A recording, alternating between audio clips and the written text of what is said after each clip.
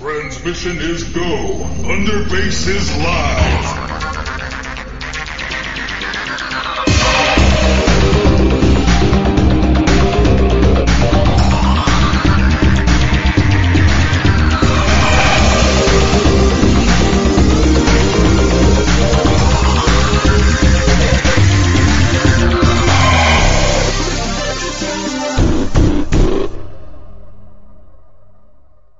Hello ladies and gentlemen, and welcome to the Underbase. My name is Adam88M, and we are back.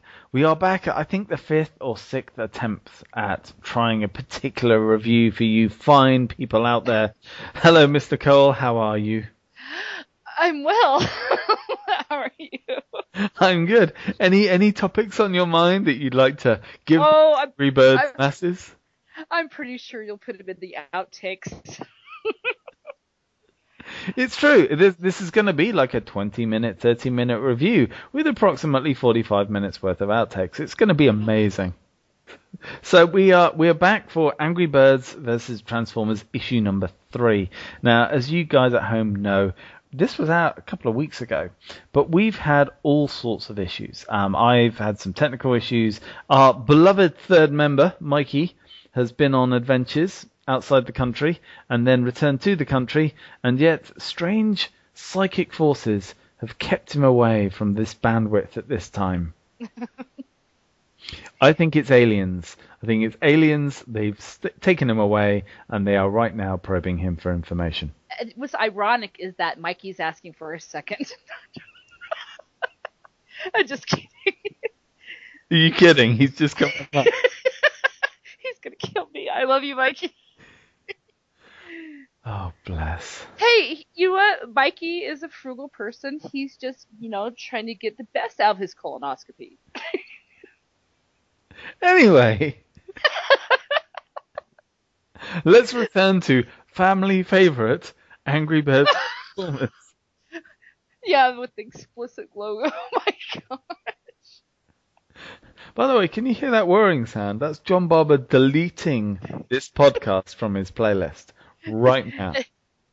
And pretty soon he'll be deleting us. If we go missing, I'd suggest you check him first. That'll be it. They'll just find me. Well, they won't ever find me. They'll just find a small figure of Prowl. That'll be it.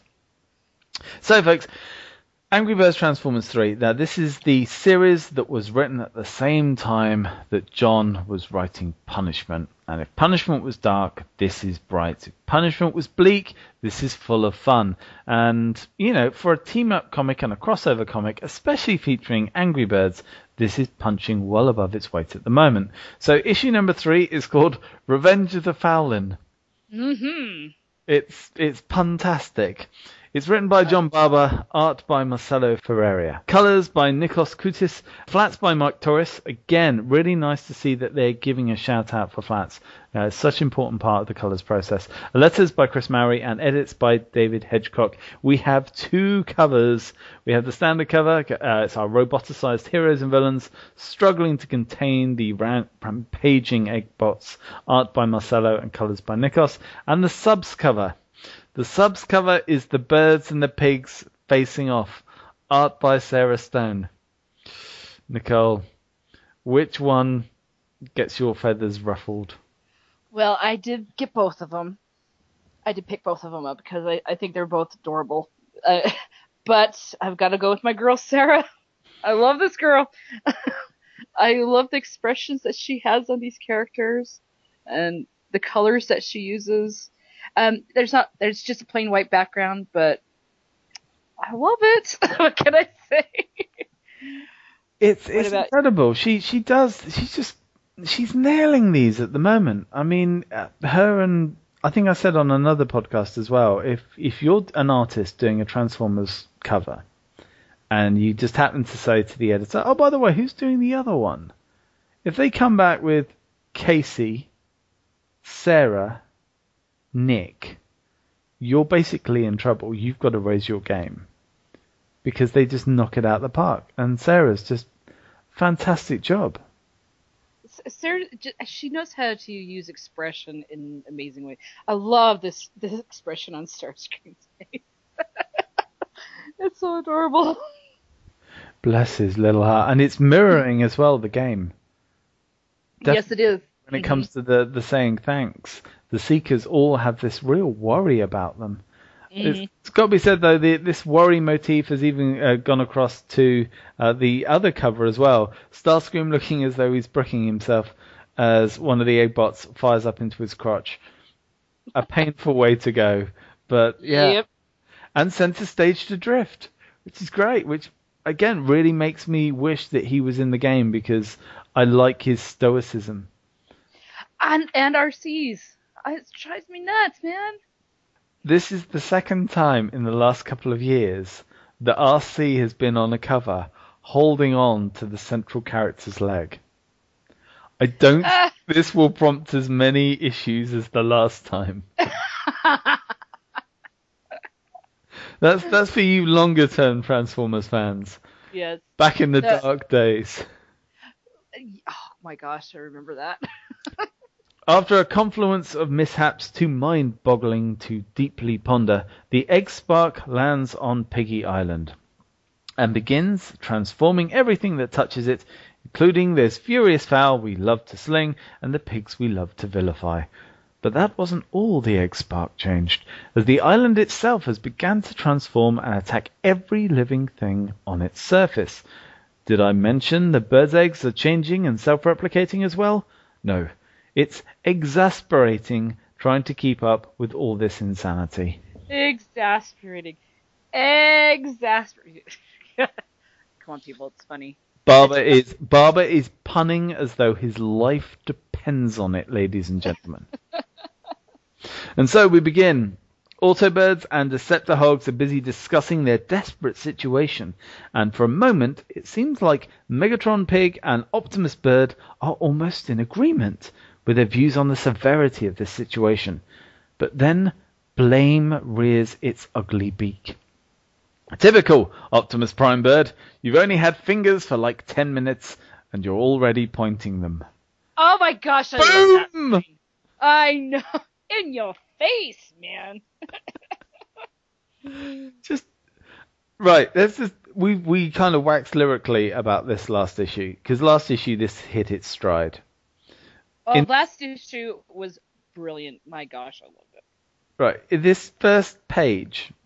Yes, page, ladies and gentlemen. Normally I would try and skip over all of this stuff, but in this first page we have 1, 2, 3 crowd shots. Admittedly, one of them is falling downwards towards you, but still, in every single one, there are characters doing stuff in the background. All of the characters are looking at other characters and reacting to them. And the minions are just... Oh, they're so adorable. Can we have, like, in RID, this new cartoon, can we have minions turn up? I don't know how. Just to be so. Well, it would make sense because in RID, a lot of the Decepticons, I guess all of them are animal-centric. It could be a pig. Oh, make it happen. Make it so. So, we can guess that the pigs were guilty in the first place. The fact that they steal eggs probably makes them guilty. But it's nice that John is, having them use the guilt and the blame trap on the Autobots. However, with unabashed heroism from Optimus Bird and open plotting from Meggs, I mean, he's not even being subtle about it. The two factions decide to leap out of where they are, this big tower, and descend on the Eggbots to fight for Piggy Island. It's a beautiful page, actually, where the title page, Revenge of the Fallen, comes up. Optimus Prime giving his usual spiel with some very familiar text. Where have I heard this before? Like, everywhere? Everywhere. And, yeah, you just end up with this nice, I have to admit, I wasn't prepared for it, splash page.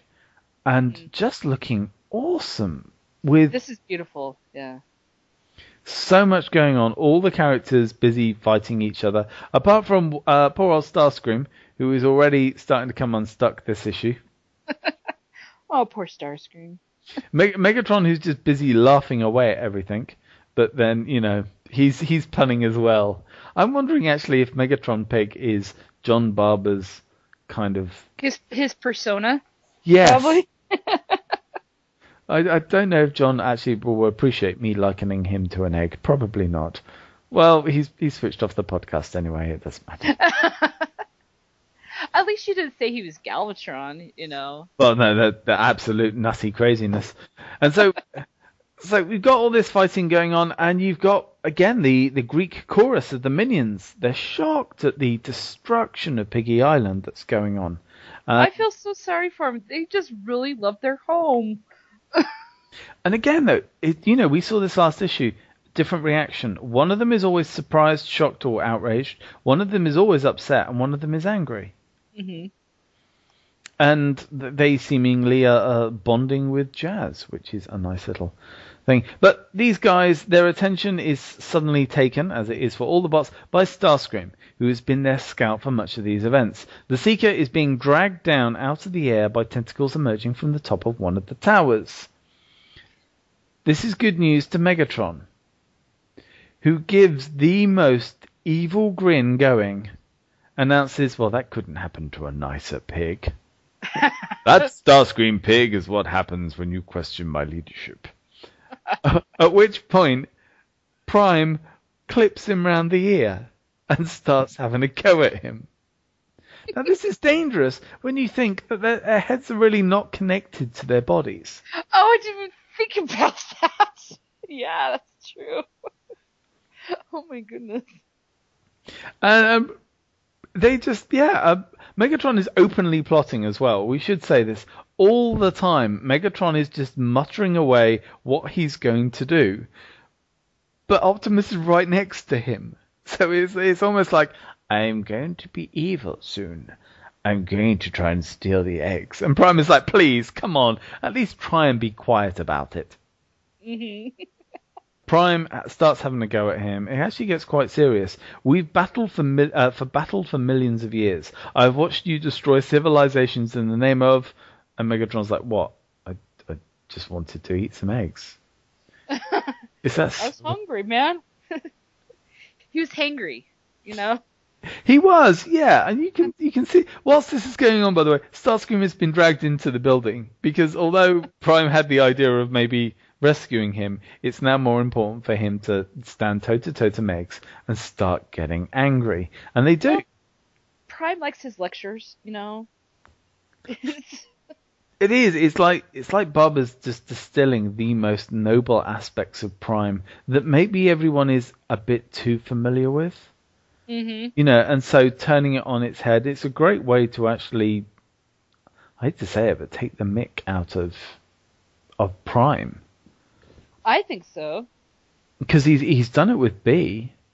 Because B is just has gone from lead character to losing his voice to now just annoying background beep boop. Beep boop boop boop. But I think that's what makes this so fun, this comic, is because there are over the top stereotypes of the characters. Yeah. I mean, but you kind of want it, and then you kind of don't. Then you kind of do want it because it's just so extreme. I love it. You've even Go on. Yeah, when he crushed B's voice last issue, I cracked up. I really did. I'm like, oh my gosh, way to go, John. Honestly, folks, if you don't like B, I think I mentioned last issue as well, read this and read Transformers vs. G.I. Joe, and you'll be a happy person for it. So, whilst this is all going on as well, we should point out Soundwave is in the background doing his stuff. Soundwave, everything that Soundwave is saying is done in his G1 style. If you've ever had a problem with Soundwave not reverting to that operation on whatever he's doing at that moment style of speech, consider yourself satisfied with these issues. Because, yeah, Soundwave, full on G1, that should please people. Even when, say, Megatron and Optimus are now losing their tempers. Soundwave is actually trying to keep Megatron back. Well, it looks like RC is trying to do a similar job with Prime, and rather than just holding him back, also just tries to berate him in general. Tempers rose. Sorry, folks, we will have cut back into this, having missed the last 10 minutes of what's actually happened in reality. But anyway, Grimlock and B-Bird are considering getting popcorn as their two leaders go head-to-head in this argument. As I said, only Soundwave and RC are stopping these guys from squaring up to each other. Prime is clearly taking on too many memories from his robotic namesake. As RC states, enough of this. We're not at war with each other. We're trying to protect the island and get our eggs back. As somebody chimes in, saves Starscream Pig, to which RC tells them to stay out of this. Obviously, Starscream is not beloved in any iteration. Aww.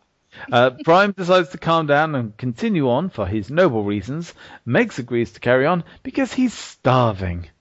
And because his groin area has apparently disappeared. Which is true if you look at the page. Don't know what's happened there, but it's gone.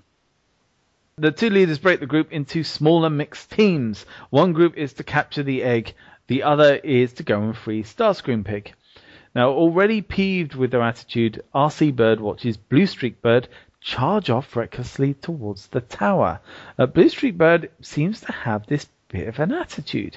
Lockdown assumes Severus Snape mode from now on in the comic, just kind of hanging back and just getting really sarcastic about everything going on, which is a good thing. I like this. However, Blue and his wondrous charge ends rather quickly as he promptly gets dragged inside the tower. Severus Snape observing that at least one of their issues is now over. Honestly, Lockdown he could, next issue, if he's not wearing like a black bobbed hairdo, I'll be most disappointed. He needs a wand. He needs a wand. But Blue Streak Bird does seem to be this real hot shot, whereas we were setting up for B to be the one who did this, but not Blue Streak Bird. I think it's because they're young, they're the little ones. Oh, I suppose as well. When you're spending life as a robotic knee, you kind of. That's true. If I had the choice, though, I'd be the sidecar. I do like I do like the look of their vehicle mode. My gosh, can you think of the word vehicle? I'd say the sidecar looks like a truck. I think it looks cute. I like it. It is very, very cute. I've not seen any of the figures that came up with this line, but if they could actually do decent-sized figures, I think they'd probably be a seller. Oh, yeah, for sure. And considering that, the most interesting toys, I'm sorry, but at the moment, outside of that masterpiece, that Magnus that everyone's going on about, which is genuinely awesome, some of the best stuff is coming from the Rescue Bots line. I think they could do a Rescue Bots, Angry Birds kind of crossover. Oh, well, it got Heatwave in here already. Mm-hmm. It could work. Elsewhere, Galvatron Pig is going nuts. Aided by the voices inside his head. I know how he feels. We just demonstrated this. I was going to say head wave. Oh, dear. Head wave.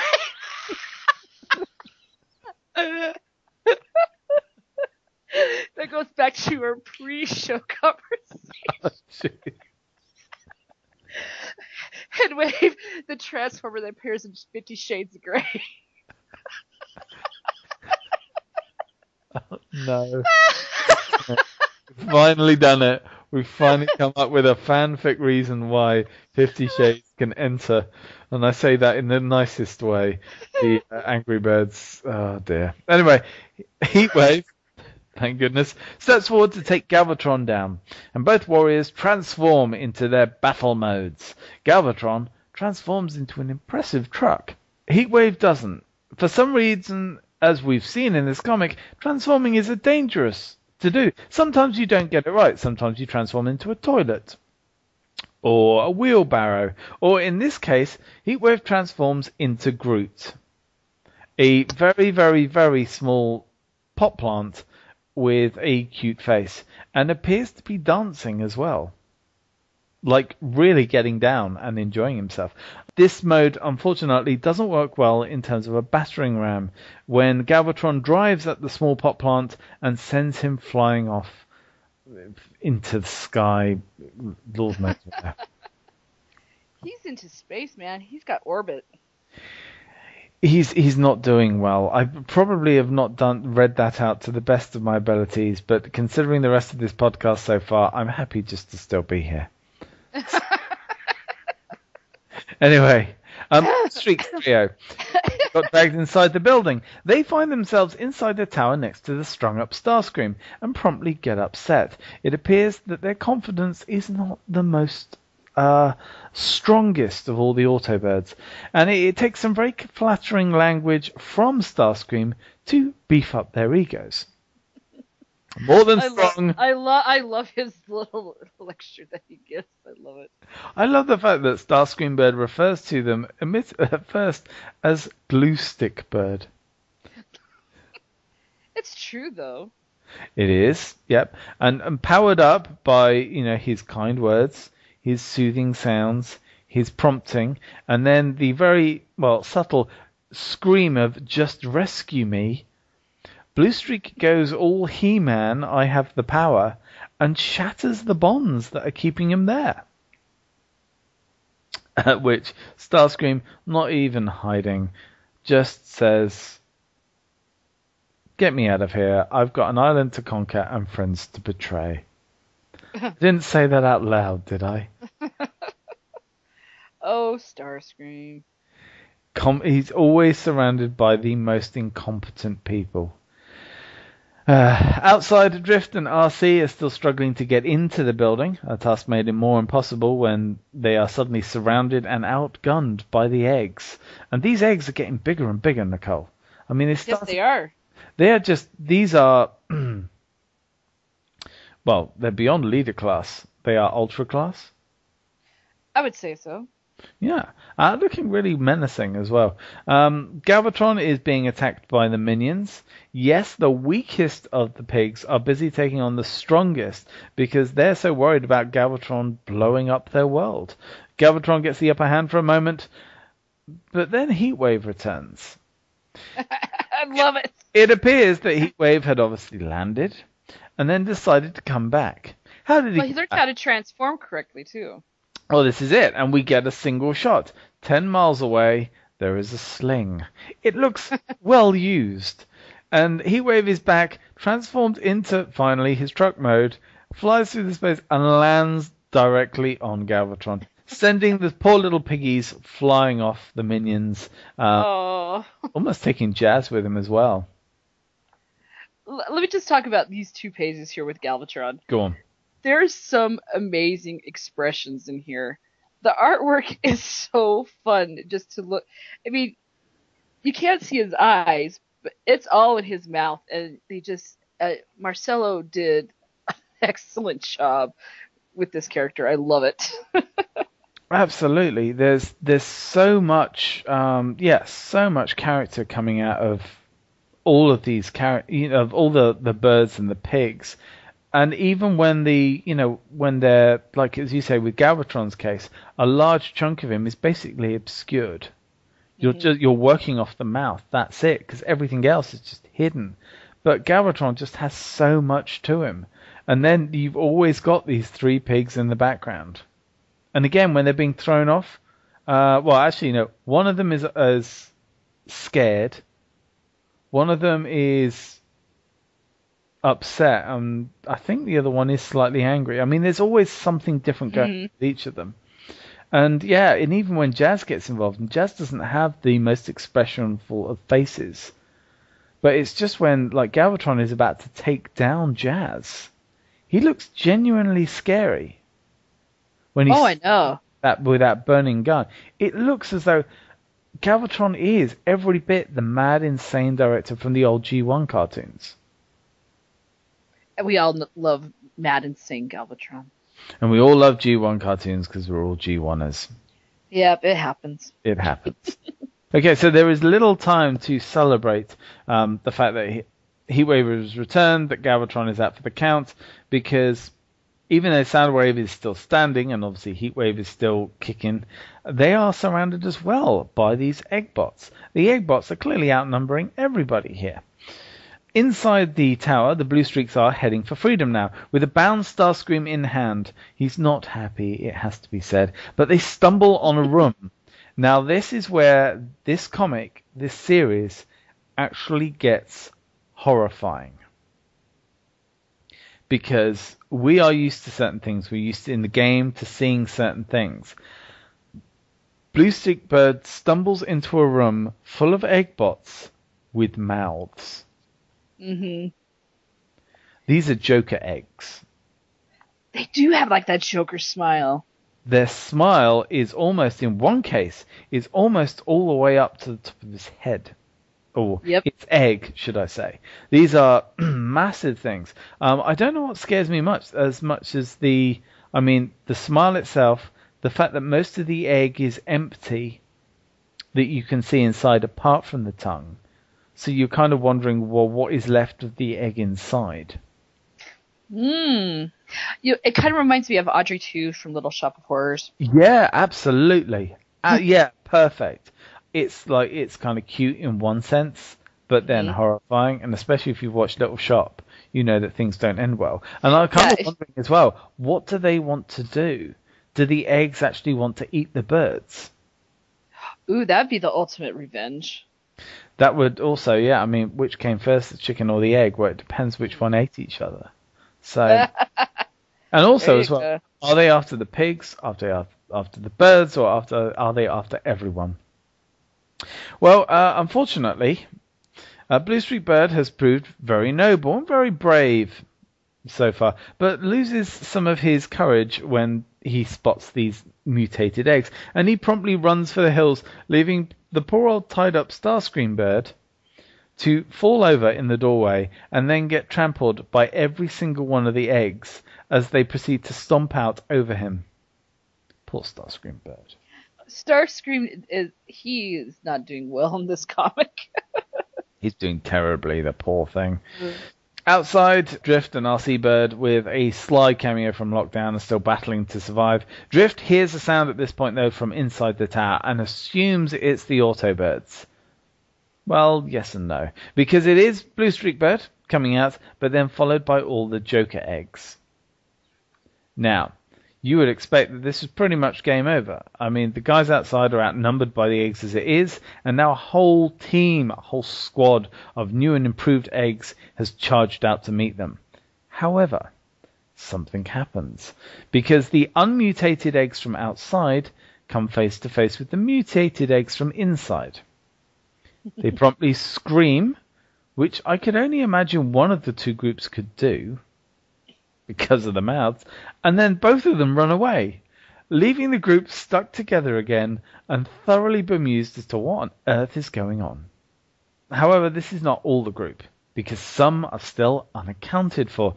These numbers swiftly reduce as Heatwave rocks up, calmly carrying his entire squad, regardless of if any of them are injured or not. Minions, or Galvatron, or uninjured and therefore extremely annoyed, as in poor Soundwave, as he says, Operation Insubordination. He's like, I can walk.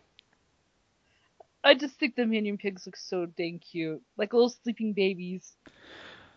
I just want big old Minion Pig pillows. I think that would be cool. That'd be awesome. Oh, yeah. At this moment, with all the gang together, well, almost all the gang, Prime decides to give Heatwave something. He has captured an egg. The smallest, dinkiest egg going. For research, to find out what exactly is going on. And Prime makes a big show of this as well. Which is nice, because the way he refers to him is kind of the way that he would normally expect to refer to maybe Magnus, who shares the in-game model with Heatwave. So maybe that's kind of a nod or something. Megatron in the background is clearly more interested in eating the egg. He's not subtle about saying it, but everyone is ignoring him at this point. Speaking of ignoring as well, they realize that they kind of forgotten somebody. Starscream. But Starscream is once again free, and he's scouting for the group. He's still helping the guys out, and he informs the team that the situation is only getting worse. He points off into the distance and admits that he bet his snout that they're running out of time because the egg spark has taken root. A crowd of constructs are growing out of the ground, almost surrounding the mysterious device, and it looks like the egg spark itself as well is changing shape. If they don't do something soon, Piggy Island is done for. And this is to be continued in Chapter 4, Hard Boiled, or Why Did the Chicken Cross the End of the Road? I love it. If Hard Boiled is any sort of nod to the John Woo film, I will be so happy. Like, the cover could be Heatwave holding the minions instead of Chow Yun-fat holding the baby. It would absolutely make my year. Oh my gosh. I haven't even thought about that movie forever. I did. You know what? I think I can't even remember if I even mentioned it on a tweet with John in. Because of all the puns that you were going to have with eggs, you knew that Hard Boiled was coming up. So it's not like, we knew it was coming. But just give us that. Give us a John Woo crossover Transformers, and I'll be so happy. But we get a good preview of what's coming up, though, with just the cover that they have on the next page. Oh, I know. It looks like somebody is on a mission to take power for themselves. I wonder who that could be. I wonder. And there's still the question as well. I mean, Nicole, do you think that there's going to be like an ending to this? Because the egg spark is still there. You would expect the real bots to come back for it at some point. Jeez, I didn't even think about that. I forgot about that. Yeah. Will there be a Livio outro? Which I kind of don't want, and that's no offense to Livio.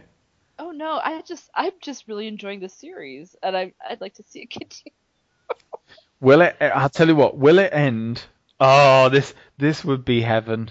This would be absolutely glorious if, and he's not even a character in the game yet that I'm aware of, though he should be, and there's no reason why he couldn't be, as if they have a big old fight, and then just as they finish and there's a few of them left, there's suddenly a huge explosion from overhead, knocks them all down, and over the dead knocked out Autobirds and Deceptihogs, it's Shockwave Pig.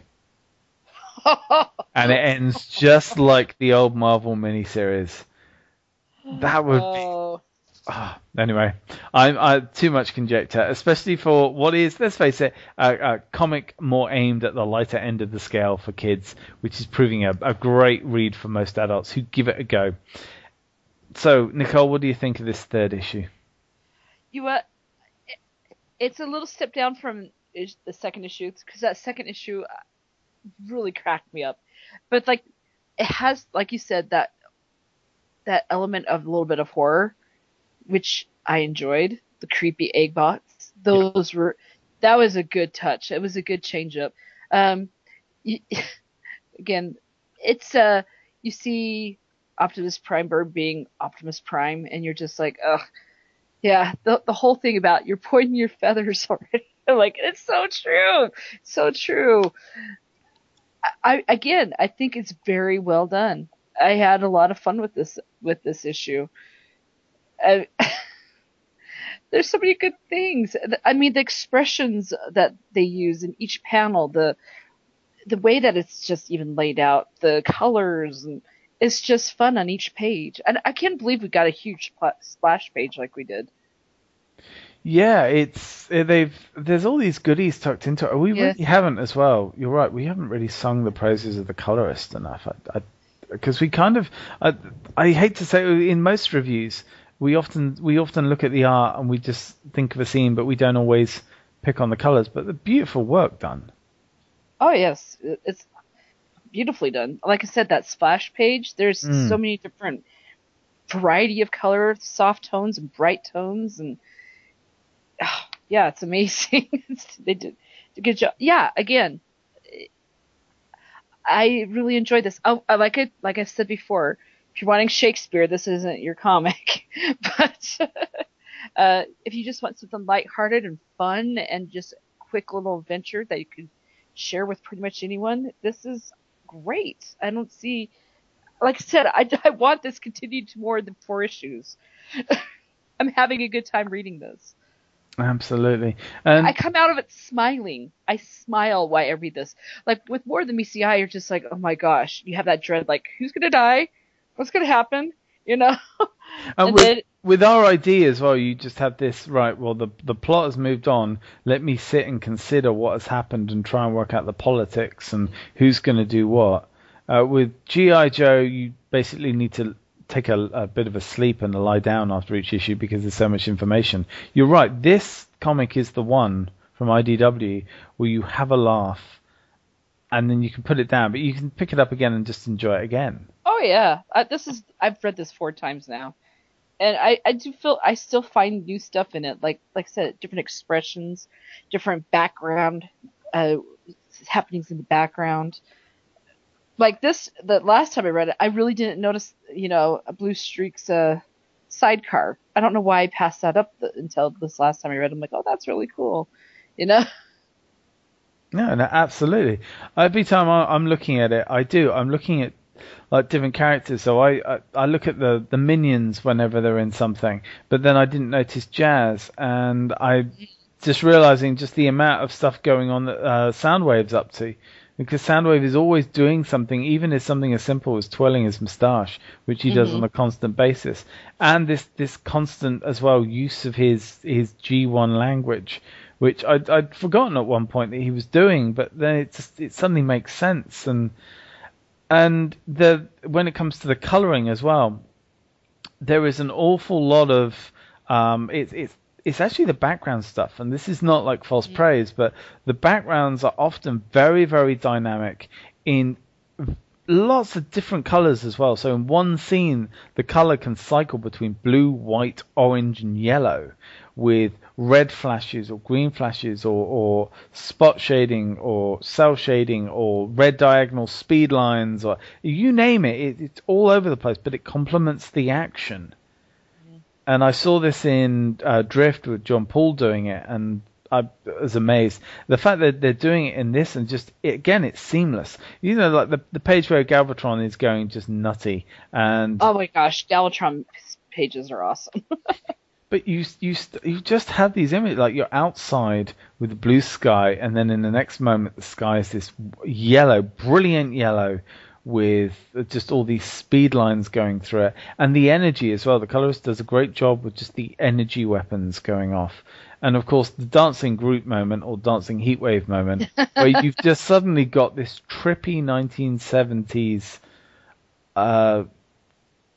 just weird decor thing going on. It's just like wow. That is kind of trippy. That is trippy. So, one question before I ask for your rating on this issue. Do you have every faith that this will bring this particular story home in the next issue? I'd like to think so. Because like I said, this is the 3rd issue where things kind of slowed down a little bit. I know it sounds weird because there's a lot of action. But it just felt like they were holding back a little bit. Yeah. And everything's going to come together at the very end. Like I said, but I don't want it to end because I'm enjoying it. Like I said, I forgot there were there's at the first issue they actually had Transformers, not just birds and pigs. Yeah, I kind of. Oh yeah, I forgot about that. Yeah.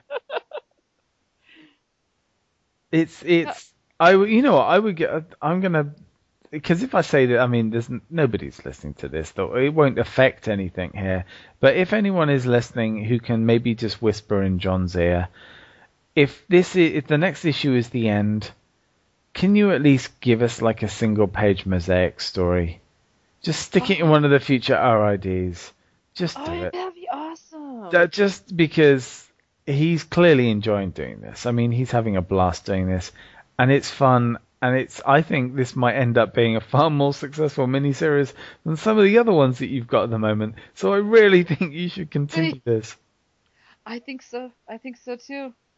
I agree. We'll see. I can't. I have every single issue of this, but all the covers, right? And I'm still gonna pick up the trade because this is one of those things I'm like, I could easily hand off to someone and say, "You need to go read this. This is just a fun little jaunt." There we go, folks. Nicole is an Angry Birds Transformers completist. I am. What can I say? So, what would you give then this issue? Because, as you said, it's maybe not up to issue number 2's level, but it's still a mighty fine issue. I'm gonna give it a 3.5. Okay. I gave last issue 4.5, so this one's a 3.5. Except I feel like they pulled back a little bit, but I think they're just reserving like all the impressive stuff for the last issue. So. I have to admit, with everything going on, I've forgotten what I gave this the last issue, but I would give this a 4. Everything just seems to be flowing really nicely with this. The characters are all grounded. I know it sounds incredible to talk about Transformers and Angry Birds and this whole situation and say a character is grounded, but the fact is that all the characters are true to themselves. Everyone, even the bland ones like Drift is not exactly featuring here. But when Drift is speaking, he's absolutely bang on character mode. So his Soundwave is constant. Heatwave, and I'm not so keen on the gimmick, but it's a great thing to use, and he's coming across as quite intimidating now. The minions are wonderful. Megatron is hilarious. Starscream is just deadpanning all over the place. And I think all the Deceptihogs, if we did have future issues of this, I think all the Deceptihogs would just be sarcastic. And I think the Autobots would get more and more idealistic because it's the perfect balance. And if we do get genuine Transformers rocking up at the end of next issue, which I think would be, kind of fun because they would probably be huge. Prime would wander down, pick up the Egg Spark, assume nothing had happened, calmly zip off, and everyone would revert to their normal forms again. But I like the fact that these are kind of taking the mick out of everything that the Cybertrons hold true to form. This massive long war, and Megatron's like, look, forget that. I just was a bit hungry. That's all he wants is breakfast. And Megatron's being openly devious, but actually that's no different to Megatron that we've had all the way up to More Than Meets the Eye, who was always that way, and yet Prime let him get away with it. So, yeah, there's a lot in this that I really like, and is really kind of refreshingly looking at the Transformers. So yeah, along with you, I would love to see this continue. I think it's just a lot of fun. So anyway, folks, that's it for our review. Thank you, Miss Nicole, for joining us. Oh, thank you, I guess. Adam, I love and hate you at the same time. You know why. Wow, the audience is going to be so uncomfortable listening to this. Oh, wait till they hear the outtakes. I don't know even if I can put them up. I don't know if I have the courage to submit people to that. We'll have a cease and desist from Mr. Barber. And yeah, we'll speak to you soon. Take care. Goodbye. Aloha.